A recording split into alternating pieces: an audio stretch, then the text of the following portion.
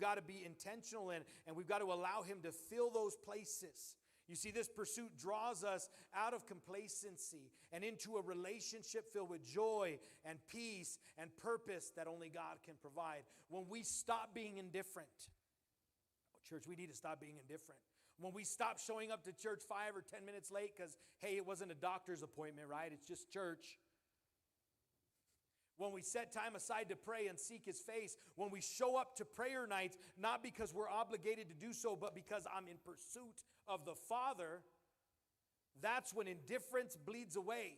And we don't have indifference anymore. That's when we become excited about the things of God. That's when we say, I'm going to pursue him. That's when we say, I'm going to go after the call he's got in my life. And I don't care what anybody says about it. I don't care what people think about it. I'm going to do what God has called me to do, when he calls me to do it, how he calls me to do it.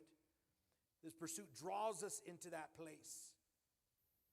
He draws us into that place. Church, we're so busy doing our own thing, so busy that we can't make this a priority, serving God and going after him. And all the while, God is standing there knocking. He's standing there knocking at the door. He stands at the door and he knocks, and he stands at the door and he knocks. You see, we use that scripture for the lost, right?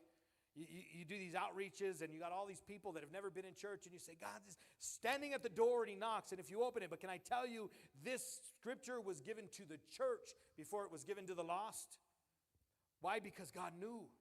He knew that the church was going to become indifferent. He knew that when people got together and they started to create something, that they would create it comfortable. And when it became comfortable, he would no longer be needed. God, we've got enough emotion in our worship music. We don't need you here anymore, because the worship allows people to cry. We've got enough passion in the preaching, and the passion in the preaching motivates and moves and encourages us, Lord.